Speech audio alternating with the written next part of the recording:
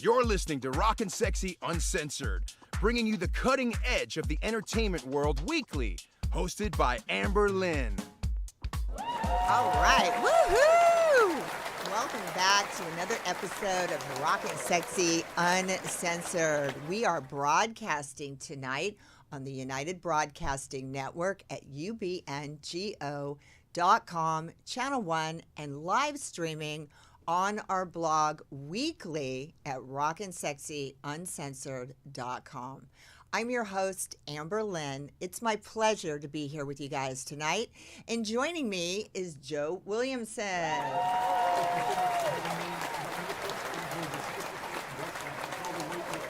Oh, thank you, Joe. That's so kind of you. And you know what, Joe? You look like Angel, too. How you doing?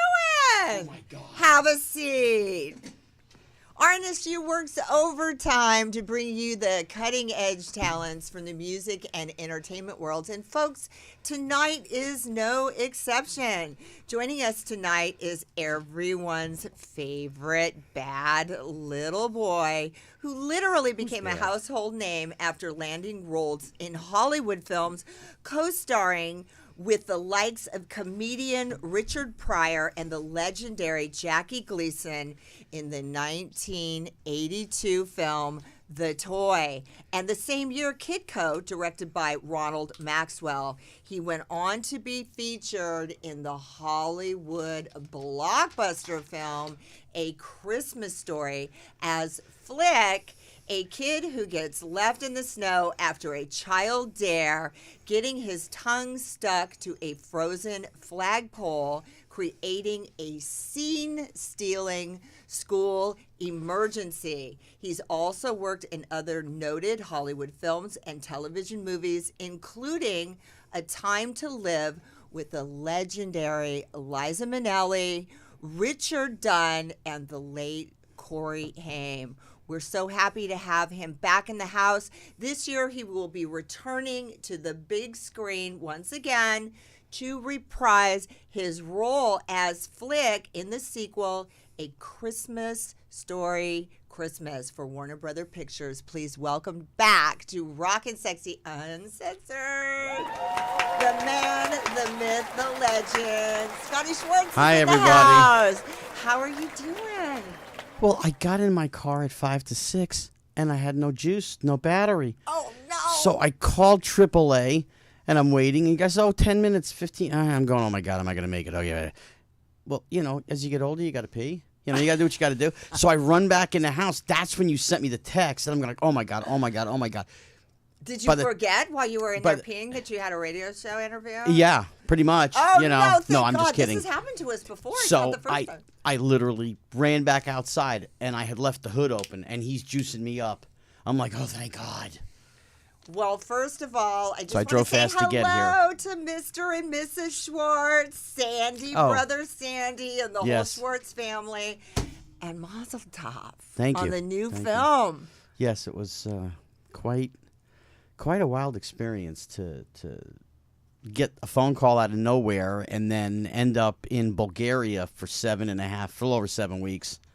Right? And you had no idea that they were just about to come back with this new sequel, right? No. We were far from what you would call their first choices. Well, they were trying to recast. With that for a minute. Okay? They were trying to recast. Oh, really? They were trying to recast you? How can they do the film without Flick? We're going to get to that Ralph, in Randy, just a minute, but Stefarkis, we want to come back just a little bit, okay? We got to come all the way back. So, boy. This is like a lot of our listeners. They don't know Flick. They don't know Scotty Schwartz. They don't know. How did you get started in acting? They don't know? Do they not own a television? They had bad parents? What happened here, How'd you get started in acting? I was attending a film club with my dad in New York, and it was just a movie club. People watched old movies and whatever.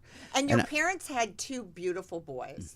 Okay. Well, Sandy will appreciate that. Thank you. Yes. Hi, Sandy. How you doing out there? Yes. Right, but they did. They had two beautiful boys, and one of them, It just happened. Pointed It wasn't in acting, or was it you who said, "I want to be an actor"? I went. Everybody does something with Dad on Saturdays or Sundays or whatever. And I went to the movies, and one of the other members of the film club, there were no other kids. I was the youngest by 20 years. There was nobody there. And that was Sandy's your little brother. Sandy's my little brother. Yeah, he wasn't even around yet. Oh, so you got the Yeah. job. Yeah, I got and the guy said, "Hey, you're very outgoing. I'm doing a commercial down in Miami Beach with And Yogi just Berra. adorable. And he's so cute when he's a little kid. Would you like to do a TV commercial? Yankees, Yogi Berra, Yoo-hoo? Sure, let's go." And we talked to everything. Okay, so I went down and did it, and on the flight back, he's What like, did your "You're parents great." say when they first said, "We want your son"? Oh, my to dad's be-" like, "Okay, cool." I mean, that was And then your okay. mom just went along with whatever. She just went along with whatever. Yeah. Right. Oh, it'll be fun. And then got on the flight home. He said, "You should keep going," and introduced us to a casting director, and then met a couple of agents. Got signed 2 seconds in the door, literally. So you literally walked on the set of a Commercial.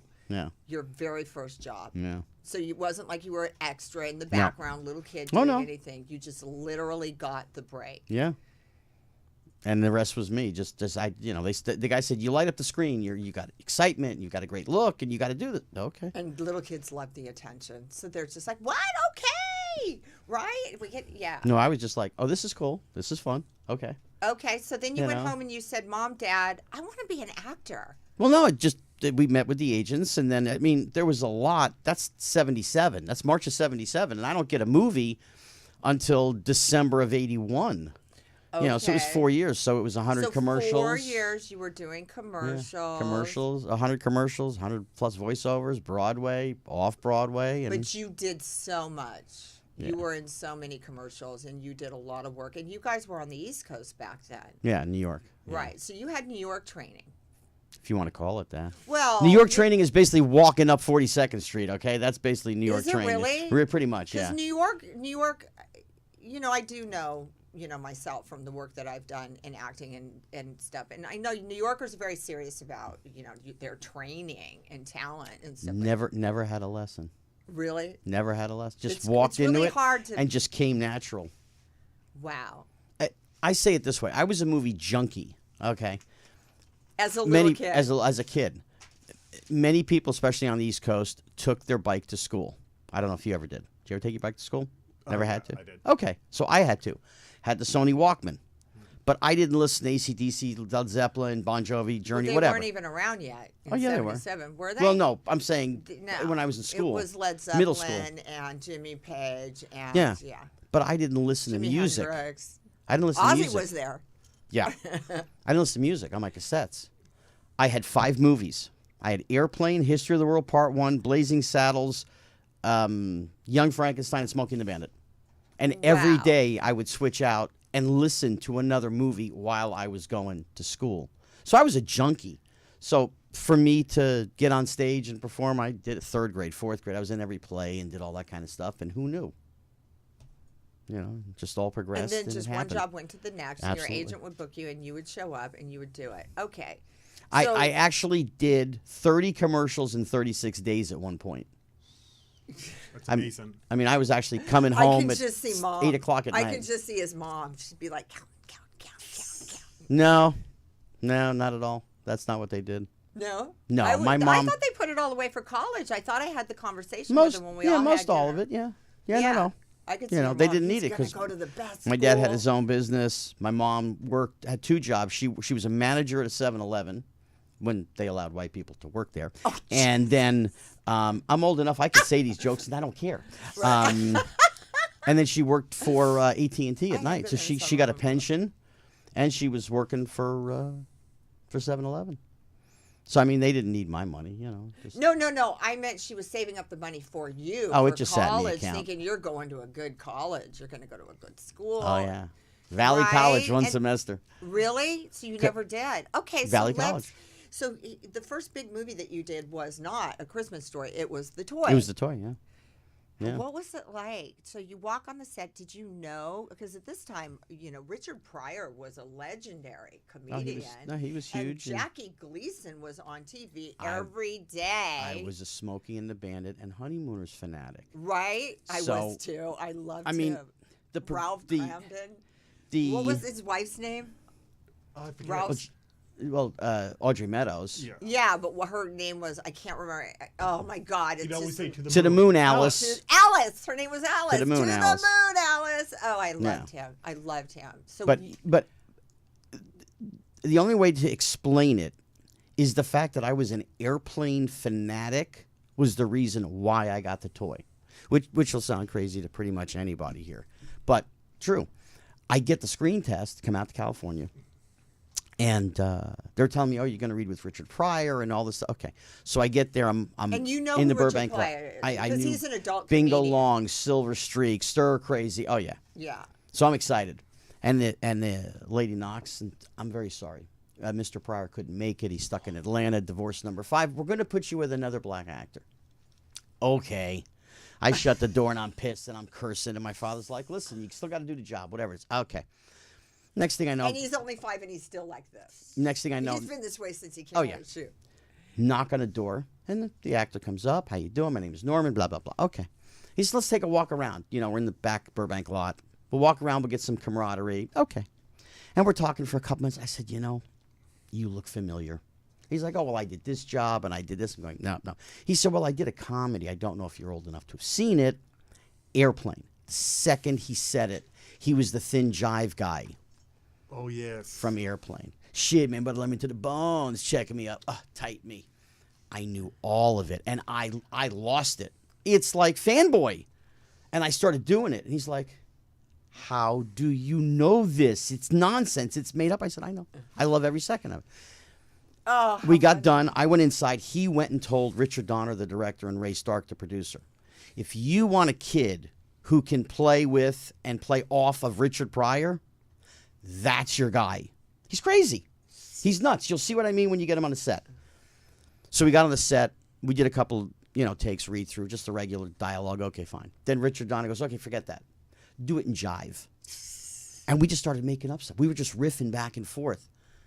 Pretty much there and then, they knew I was the one because I could do anything. And I mean, And that was basically what your audition amounted to and how you got the job. And your dad's sitting out there wringing his hands going, is he going to get the job? How's my son doing in there? No. This was on the soundstage. So my dad's at the bottom. They had built a big staircase. My dad's at the bottom of the staircase with my agent. And then they make the fatal mistake. You never ask a 13-year-old kid to tell a joke because the only jokes they know are dirty jokes. They do? Oh, of course. That's all I knew. Hey, the director says, tell jokes. I'll tell jokes. What jokes do I know? Okay, fine. First joke, I said, he was playing Jack as Jack Brown, as Richard Pryor's character. I said, Jack, what's the difference between a rooster and a hooker? A rooster says cock-a-doodle-doo, and a hooker says any cock-will-do. Oh, no. And you're 12? I was 13. You were 13 and you knew this joke? Of course. My father. See, I told you. My father it and my has agent. nothing to do with me. No. Okay? My agent's going, oh my God. And my father's like, I'm going to kill him. Not realizing that Richard Pryor is basically at the end of this rainbow and he's the joke teller. He's the N-word guy and everything. Right. The fact that I could go there like that. He was the original guy that actually made jokes and used that reference of the N-word and then made it like okay to laugh about it. Yeah. Right? Yeah. But the fact that I would tell a dirty joke, they knew I could go there. I wasn't worried about saying something. You guys with didn't it. do any of that in the movie The Toy. Well, during shooting, but when we were sitting, you have no idea. So I got an education. How come you didn't go on the road with him as a comedian? How much fun would that be? Because too you young. would make a great comedian if you wanted to do something like that. You could also do that. I worked at the Comedy Store for a while. Oh, you did? I did a little bit of stand-up. And this was late 89. I'm working the main room. And Richard was coming in. So I told the waitress, just tell me when he comes in. I'll say hi, whatever. So I go in the back. He came in. And in the little green room behind the main room stage is Robin Williams, Sam Kinison, Richard Pryor, and Richard's wife, and me. Okay. And we're going back and forth. We're all laughing. It's time for Richard to go on. And you were very intuitive, even as a young kid. So you're 12 at this point? You're 12? No, I was 21. Oh, you were 21. In 89, yeah. Okay. And so if you went out and you went all the way to the end, that's where you go to the seating. Mm-hmm. But if you went out and you made a quick left, that's the back of the main room stage at the curtain. Robin walks out, goes left. Sam goes out, goes left. I'm holding the door. Richard goes, what are you doing? I'm going to work. I'm working. He goes, no, you're not. So he grabs me, pulls me through the curtain. So Robin and Sam are going at it, and me and Richard are sitting on the two little back steps at the back of the stage. 20 minutes, and we're dying. And Sam turns around, and he hands Richard the mic, and he gets up. So now it's Richard Pryor, and they're doing 20 minutes, and Sam and I are sitting there. Another 20 minutes goes by. Robin turns around, he hands me the mic. I go, what would you like me to do? I mean, I've done some stand-up, but I was far from that level, you know. He's like, that's your boy. Go get him. I said, go get him. Okay. So I go up, and Richard's talking to one of the customers. And then he turns around, he sees me, and goes, oh, you want some of this? And he proceeds to tear me a new a-hole like you haven't seen. Every small Jewish dick joke you can think of. I mean, he's just blasting away. And I'm standing, I'm taking all of it. He goes, you going to say something? I said, you shut the fuck up. Yeah, okay, I'll say something. He's like, he just gives me the stage. Well, I basically started telling stories of stuff that happened on the set with him. You know, we'd be sitting there, and he'd be looking at some brunette, and what do you think of her? Oh, she's cute. I mean, she gave me a blowjob last night. I'm 13. I had no idea what the hell he was talking about. But, I mean, he was my sex teacher. I mean, he was just the everything. And we did this for another 15, 18 Now, minutes. if that happened in today's world, okay, there would be like a descending of police onto the set. Oh. Child services would be called There in. was and it was all no just a big joke. PC, no nothing. Whatever Richard said, that's what he said. And he was always like that, and it was meant to be taken in jest. Of course. And fun, right? But And he was the on-off guy. When he was off, he would sit in his chair, he would read books, underlining, learning, becoming knowledgeable at whatever he wanted.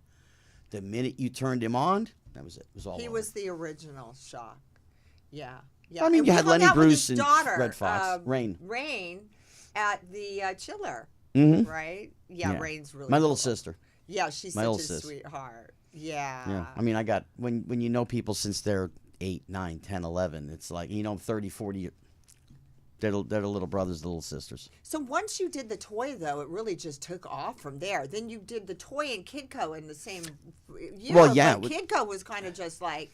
I got home in July, and by October, I was in Tucson doing Kidco. Got done doing that. And that one on was just Sunday, like the next film. Yeah, It was but just... I literally got home on Sunday, the 19th or 20th of December, and it was that Wednesday, which is like the 23rd, when I met with Bob Clark for Christmas Story. Nice. The toy had opened in the theaters, and I went in, and he's like, how you doing? It's nice to meet you, and we just talked. So the toy had already opened in theaters when they... So when you walked in to do A Christmas Story, they already knew who you were from the toy. So you had that. But Bob wanted to push. meet me. He just wanted to see if I was a regular kid or if I was the typical showbiz banana. Mm-hmm. And, we talked for 15 minutes, and he says, I missed lunch. We were in Manhattan. You want to go downstairs and have a hot dog? Sure. We go downstairs. We have a hot dog from the Dirty Water Dog and have a Pepsi. And went back upstairs. Dirty Water Dog? On the corner stands in New York. Oh, yeah. They're called Dirty Water Dogs? Dirty Water Dogs. Oh, I love those, too. Mm-hmm. I like the ones in Toronto, too. The ones because they have the sausages. Yeah. They're all good. Yeah, they're all good. So we had that. I didn't know the water was dirty. I'm not going to ever be able Well, to because do when any you of get there at 11 o'clock in the morning, it's fine. But by 3:30, 4 o'clock in the afternoon, 800 hot dogs have been going in and out of that thing, and they just keep going. They don't clean the water. Right. Still healthy. Nobody gets sick. Right. Because the Usually flavor. not. I've never been sick off of New York Neither hot have I. dogs. That's what I'm saying. And I love them. Oh yeah, I know. I'm good for 2 to 4 anytime, whatever. Yeah. Right. As a matter of fact, I remember when we drove in from Chiller. Remember that? Me and you, your mom, and was your mom and dad and Sandy and Julie Kay. Yeah. Right? And we went to have dinner at the underground Chinese restaurant. Whoa Hop. Whoa Hop. Whoa Hop. If anybody is going to Manhattan, go to Whoa Hop. It's 17 Mott Street, south of Canal. Go downstairs. It is the greatest Chinese food on planet Earth. Period. It really There's nothing is. close And to you'll it. have the best time. You'll have the best time there at the same time. And then when we left there, we still went and got a hot dog. Yeah, we went to Times Square. Yeah, we went to Times Square and we got one of the hot dogs. Remember? Mm-hmm. Okay, so you come in on A Christmas Story. Bob was just like, I wanted to meet you. Thanks. So he takes you for a hot dog. He says you got the job. Nope, not. He just let me go. He said, thank you. I appreciate you coming. I said, do you want me to read anything? He said, no, you're good. Okay. Left, walked up 7 blocks to my agent's office. I walked in. She said, what did you do?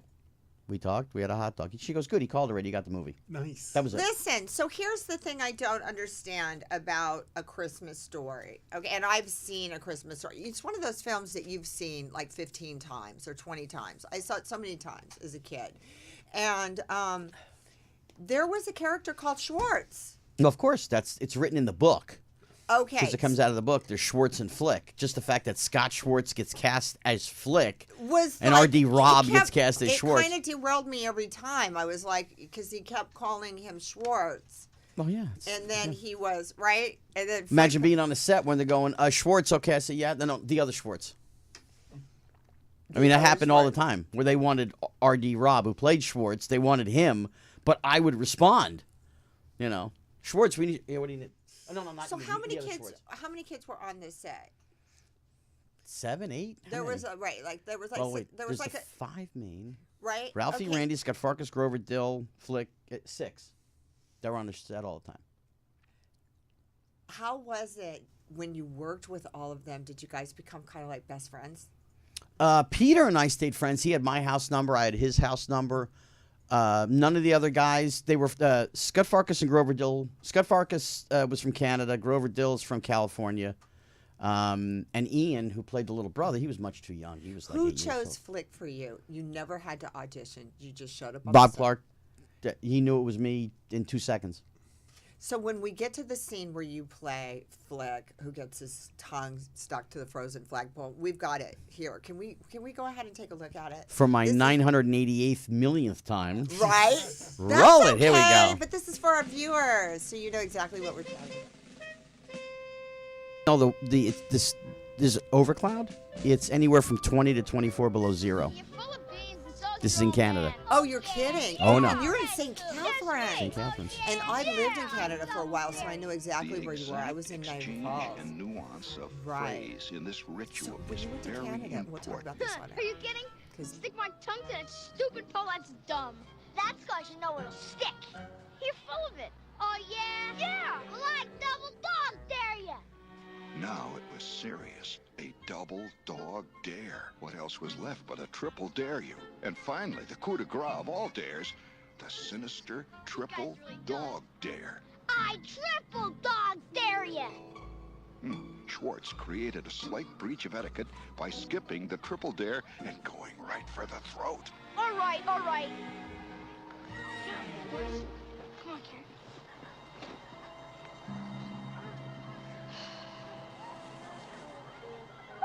Well, go on, smartass, and do it. I'm going. Flick's spine stiffened, his lips curled in a defiant sneer. There was no going back now. This is next.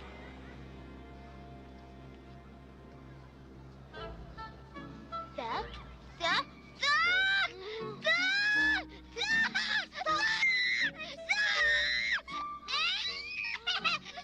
It really worked. That I said, I came up with this. No, All I of it. just want to wait till the...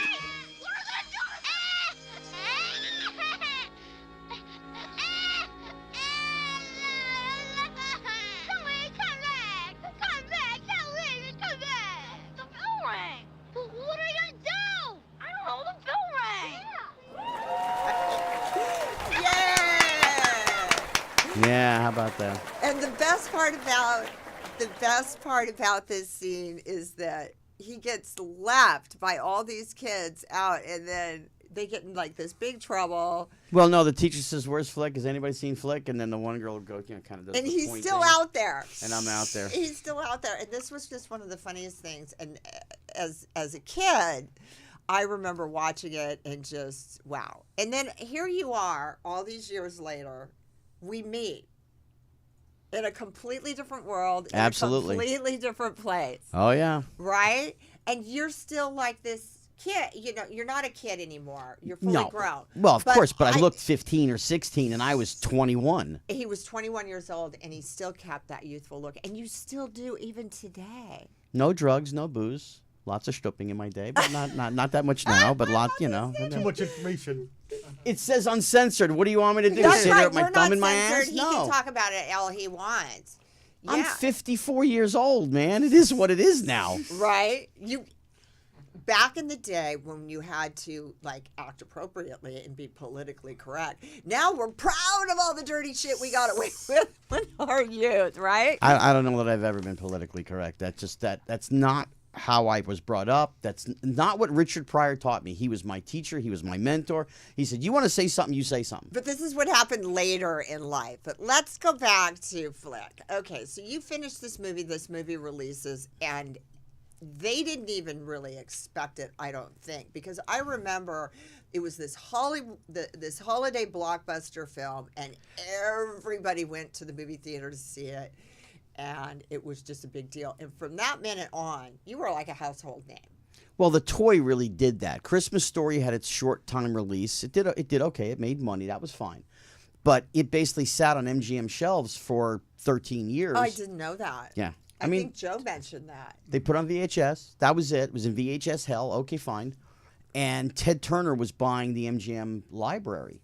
And the story that I got from somebody very high up at Turner, they told me what happened. There was 2 movies left. And Ted Turner's secretary said, well, what about A Christmas Story? And Ted Turner said, what's that? He'd never seen it because it was only in the theaters a short time. Okay. So she brought in her VHS tape, and Jane Fonda and Ted Turner watched it in the office. He said, oh, what a wonderful film. Okay. As part of the package, they paid $250,000 for the movie. That's it. Wow. And they've already stated that for what they paid for it, A Christmas Story is the most profitable film in the history of Warner Brothers. Wow. For what they paid for it. Yeah. Isn't that amazing? And then the marathon, which the secretary suggested. Ted's like, okay, we got this. What are we going to do? And she said, well, why don't we do a marathon? We did it, for a couple of years with Wizard of Oz. Then it died. And we did it with It's a Wonderful Life. A couple of years it died. At least if we do it for 2 years, we'll make our money back. I was just going to say that. Did we know. There are 3 films that I watch every Christmas. It's a Wonderful Life. It's Tradition. A Christmas Story. And then the other one. What is that other film? I can't remember. Elf, Christmas Vacation. A Christmas Carol? A Christmas Carol. It's a Christmas Carol. Scrooge. And the one with Scrooge, Ebenezer Scrooge, and all of that. And it's not Christmas unless we see all of that. So I watched Scrooge because Richard Donner, who did the toy with me, directed Scrooge and got me to meet Bill Murray. Okay. At this point, did you understand the level and depth of your fame, or were you just a little kid just having fun on a set still? Oh, I was having fun on the set. That's the way I've always been. I mean, that's just,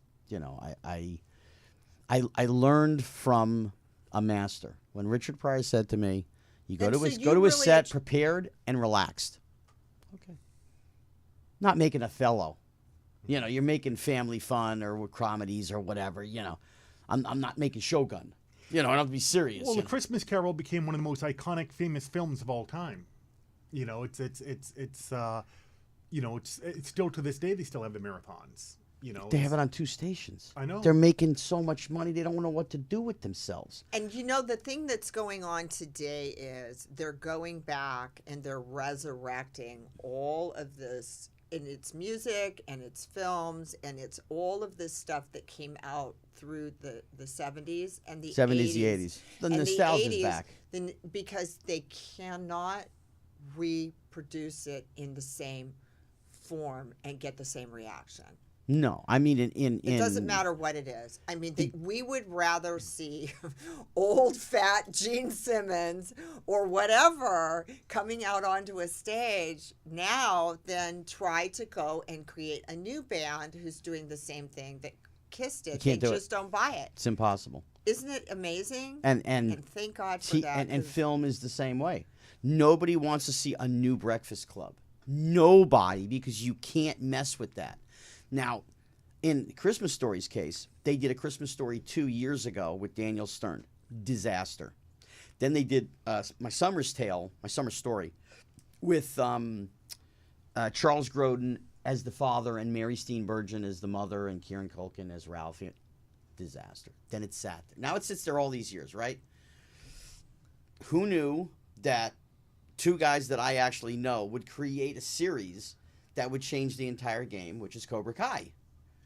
You know, yes. Cobra Kai changed Karate Kid. everything because it's so incredible and it's such a great series, and they've done so well with it. They went, all right, what else do we got? We had young guys that we could bring back, and whatever. And like I said before, we still weren't the first choice when they called me.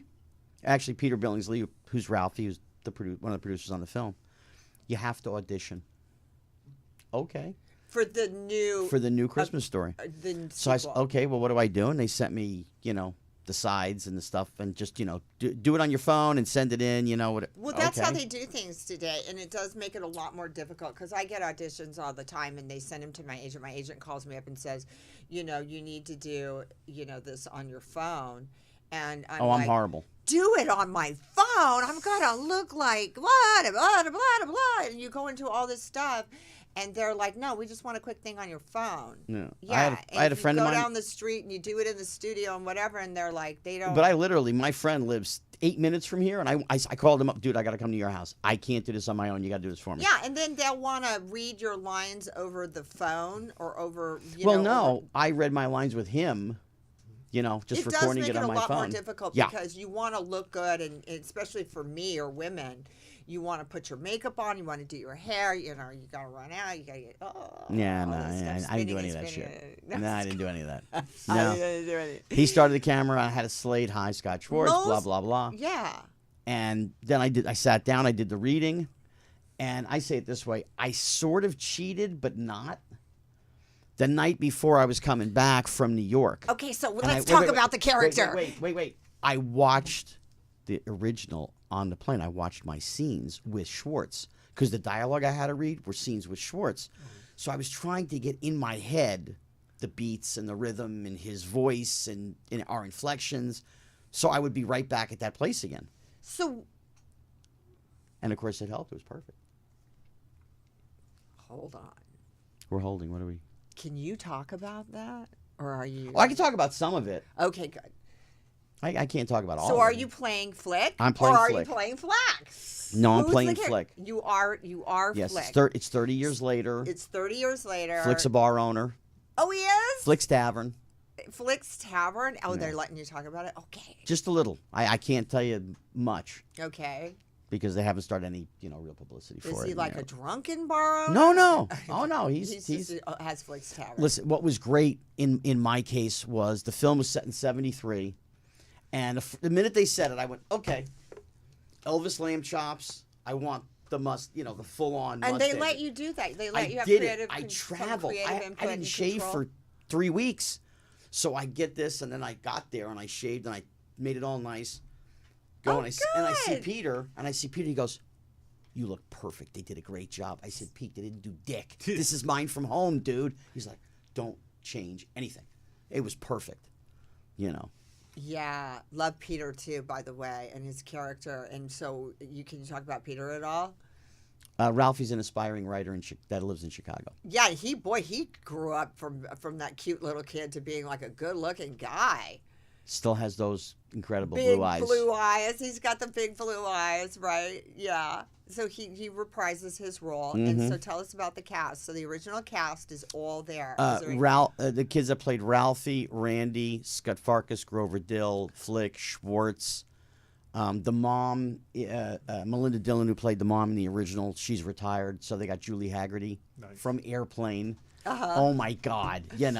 It's great. Oh, so she comes in as the mom, and She she's comes just in a as the new mom, character, yeah. a new actress. I mean, there's nothing like meeting somebody that you have absolutely just loved the work for over 40 years, and you just walk up to them and say, here's "Hi, my I'm question, Scott." though. So And is everybody on board who knows how to fly a plane? I mean, I had to. There was nothing I could do. I couldn't hold back. I can't wait. What did she say? You have no Oh, she idea laughed. how excited I am. I'm really excited to see this film. I tell you, because I was a fan of it as a kid.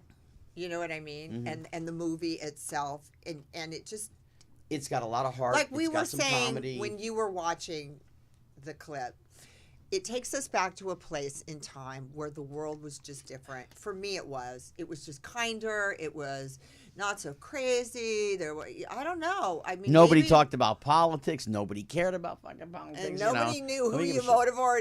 Nobody and all this cared. other crap, and we were all just. And I don't even think we had phones at this time. You didn't have a course text not. phone. You didn't have a cell We phone. had nothing. We had nothing, and you had to We didn't communicate even have with beepers each yet. other. Right, we didn't even have the beepers yet. We didn't have the cell phones and the No things internet. and all that. And you know what? It's great to have technology in life, but it forced us into a place before where I think when we were forced into communicating as human beings more in a one-on-one basis at that time, we felt more like we had to be more communicative, and we were stuck together. Like our survival was grounded in how we worked and with each other in the community. Well, of It course, had but more of a community. Now it's just like, oh no, you no, know, it's this. people This is what it is. walk around like this all day long, You know. in the gym and everything. And I'm as guilty of it as anybody. But it did change the communication dynamic in this world. See, I'm okay with cell phones not in school. You see, we did that. You see, we actually got to school and got home without a cell phone. Isn't that amazing? And now you got every 8-year-old holding cell phones. Right. And now And one they of the states is just trying look to pass a everything law. up on no, the internet. No phones in school. I do have a question about the film. The film is produced by Peter Billingsley and Vince Vaughn. They're Wild West Productions production company and Legendary Films Entertainment co-produced. And Warner Brothers. And Warner Brothers. Okay. Nice. Why is Vince Vaughn not in the film?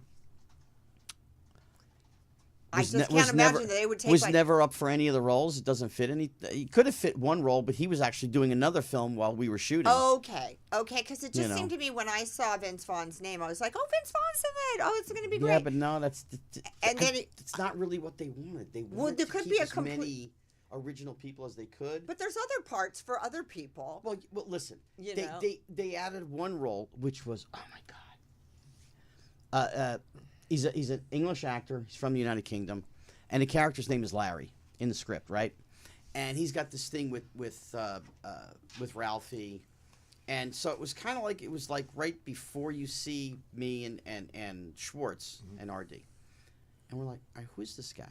Who is this character? What the hell is he doing here? Whatever. And then he kind of moseys his way into the next scene, and then he's in another scene, and then whatever. Well, we got to, there's a scene at the dinner table. And, I mean, he is a rip-roaring riot. And when we got done with that, we're like, you know what? Larry is an okay character. It worked within the confines of the film, but to have somebody like a Vince Vaughn, everybody's going, oh, that's Vince Vaughn. Whereas really nobody is going to get up and go, oh, that's Peter Billingsley. No, they're going to get, that's Ralphie. You know? Nobody's saying, hey, that's Scott Schwartz or that's RD. It's Well, there's flicking other parts. Like I said, there's other parts to the film where I was hoping that he would have been cast somewhere in the film and be a part of it. So, A Christmas Story. Christmas. Yeah. It is slated for release November 2022. Yep. So get your popcorn ready, kids. Grab. Can I have I got time for one quick funny story? No, you sure do, because I got a little other thing that I want to get. I want to talk about while you're here. So we shot in Bulgaria. That was, for money reasons. They have full sound stages, backlots, everything over there, whatever. Their vernacular is not set up for the name Schwartz. They can't pronounce it. Okay. The first day I'm on the set, the production manager goes, okay, send in the legends. That's what they call it, the legends. They called you guys the legends? Yeah. I love that. So the girl, the PA who grabs us, he's got me and RD, and we're walking, and she goes, okay, I have Flickin' Schwartz coming in, Flickin' Schwartz. And I'm like, what? Huh? Schwartz. No, Schwartz. No, Schwartz. Oh, I'm dying. I'm like, oh, my God, this is hilarious. I had to call my mother. That night, I called I said, you're not going to believe this. You should have had your Schwartz are going on the set. Flickin' Schwartz are going on the set. And it's, I before the pandemic, I would see Mel Brooks in Beverly Hills for lunch once in a while. And I'm like, I hope he comes back. I got to see him. I got to tell him this because he's going to crack up. Flickin' Schwartz, whatever. Oh, my God. It was a riot. Their McDonald's is halfway decent. And that's about So it. what do you think of the film? I have not seen the film yet. You're excited? You haven't seen it? I have not seen the film yet. When's the premiere? Probably a week before it comes out, or that week, or whatever it is. We're supposed to see it a little bit before that. They said they're going to have a screening Okay. for it, so They've had a couple of private screenings, and to my knowledge, from what I've been told, I know you'll everybody take your loved family. You'll take Everybody your loved family to it, right? Are you ready for this? In my contract, this is how nutty this is. In my contract, if there is a premiere of the film, it is talent plus one. Talent plus one. I said, they're going to let your mom so I go, come. so I'm on the phone with the guy from Legendary. Well, I'm going, available. Seriously?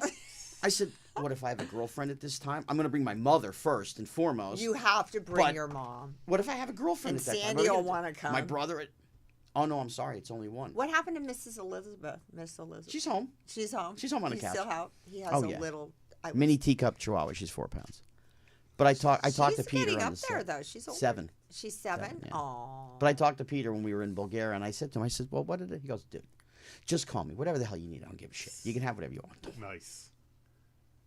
That's Pete. It was great. Congratulations. I'm really excited for you. It was And very I think- strange. Wait. It was very strange going on the set the first day, going back into Flick and having Peter there and RD there. And Well, you've and Zach worked was- on tons of projects since Yes, then, but and you did 21 Jump Oh, Street. done with- tons, but with we've Johnny lost Depp. people. But we've lost people. Did he Bob hit you? Clark, the original director, is gone. Did Johnny Depp ever abuse you on the set? Johnny Depp and I are pals. We're good to go. Kidding. It's But- a joke. Yeah, I know. But I'm on the set, and I kind of started like this emotional roller coaster, because I was thinking about how much Bob Clark would have loved this. He would have loved to have come back to this again because he loved it. And then I'm like, Gene Shepard's gone, and Darren's gone. So I'm literally trying to keep my makeup dry, and I started to cry and this and that, and we're starting to shoot. Because he's sensitive. You are. No, I'm just to certain things.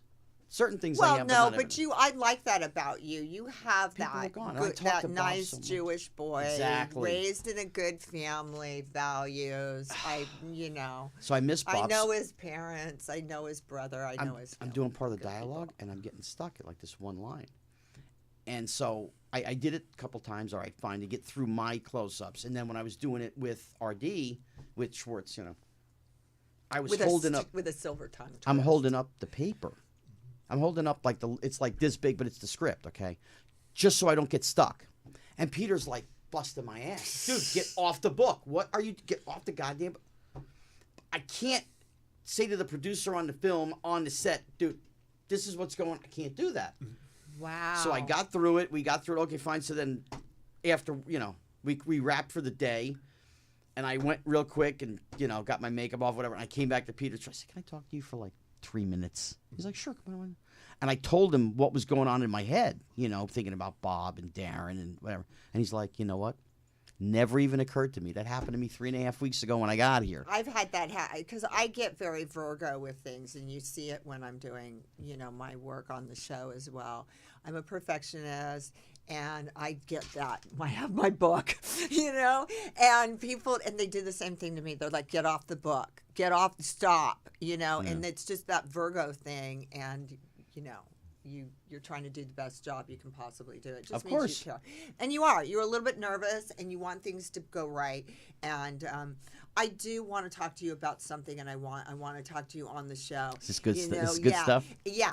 And this is great. We have just enough time for you to talk about it. You co-starred in the TV movie A Time to Live with Liza Minnelli, Jeffrey Dunn, and the late actor Corey Haim. Mm-hmm. And I know you guys are friends. We were. Okay. And I also know there's been a huge amount of contention between you and Corey Feldman. Oh, the piece of shit? Over Absolutely. the Go way ahead. you guys. See, now the can comes both, off. Wait a She's minute. opened the can over now. the way you guys both have experienced the situations around, him, his passing, what it was about, what it was like, and whatever. And I have, as a viewer looking in, who also knows both of you and who also knew Corey Haim, although just, in passing, I always felt like it sidetracked and took away from Corey Haim with the arguing and the stuff that would go on. So I just wanted to have you talk about Corey Haim, your colleague, your friend, and what it was like to work with him, how you felt about him without talking or bringing in. The schmuck. Yeah. Okay. if that's what you want to call him, and just I call him anything. and what it was Just- like at my a opinion. young age. He's an when asshole, but but that's wait a my minute. point. But when you lost your beloved friend, how it felt, what it was like, just talk about Corey for us for a minute. Haim was the nicest, sweetest, kindest kid you could ever meet. Did And not you were have a in the bad film nose in a book. together, A Time to Live. Yeah, it was a TV movie of the week. So you worked together, you became friends. Yeah, we both. I moved out to L.A. 8 months before him, and then we moved into the same apartment building together so we could save money on the rent. So he was right above me, He was a great kid, I mean, since his passing March 10, 2010, I have not watched literally 1 second of anything that he's ever been. I can't do it. I understand. I just miss It's him. difficult to lose a friend at a young age. know. I lost friends in my youth. I actually lost my first boyfriend, Larry McKay, when I was 16 years old. He committed suicide, and it was devastating. It was devastating to our whole community and our whole childhood circle. And I know that it was devastating I for saw him. everybody. I saw him. I was in the Oakwood with him 2 weeks before he passed. And he had cut most of the pills out. And he It was smoked an a little. addiction thing, right? Oh, yeah. no, and no, I'm no. also From his passing? No, his passing was walking pneumonia. Oh, okay. Had the same thing as Brittany Murphy, her husband. I mean, it's an illness that you don't feel good. You feel sluggish. You kind of feel like the flu, and you don't go to the Pneumonia. doctor. Okay. But while you're doing that, the fluid's building up in your lungs, and by the time Well, a lot of you hit- people are getting that from COVID now. Yeah. It's coming out a lot with COVID. But we and kind of stuff like know COVID is something that, hey, if you feel like this, go see somebody. Okay. Whereas walking pneumonia wasn't discussed, wasn't talked about. And you don't know. And I mean, that the morning before or the afternoon before, he wasn't feeling that great. The next morning, he was feeling a little bit less, but his mom and he went out and they threw frisbees for like 5 or 10 minutes. He's like, I'm just feeling tired. And she gave him some tea and toast and normal chicken soup, whatever. And it was that night that, it was 1:30, 1:45 in the that. morning. Just took it. They were talking, and he's like, I'm going to go to the bathroom. And he got up and just collapsed. And it was, they got there in 8 minutes or whatever. That was it, though. He was gone, I miss him to this day. He was a great kid. Did he have his problems? Absolutely. Well, I Was- think we was are m- all human and Of we course. are all flawed. So in different ways and But- on different days. But so most we have to most accept that. most of the bullshit that you hear from the other guy that's still alive, Well, it's bullshit. Corey Haim and I spoke about it. Mm-hmm. There was an incident that happened to him by a guy who was an actor and a radio DJ and whatever. right. I said, well, I did don't want to go anybody else into do that. it? Well, He said yeah, no. Yeah. He said no. And then of course when he's gone, that actor radio DJ guy sells the National Enquirer a story that Feldman feeds him to do it. So and what- here you go. And it was about a famous, and an you've actor, and remained, it's all bullshit. You've actually remained close to his family. And His mom's like my second mom. We try and talk Yeah. every week, every 10 days, something like, when I was gone, we were on Facebook. And All right. we go back and forth. All right. Well, we're going to wrap it up now down to 3 minutes. So I just wanted to say God bless you. God bless you. His Yes, God mom's bless name- everybody. And Judy Judy Haim is a wonderful lady.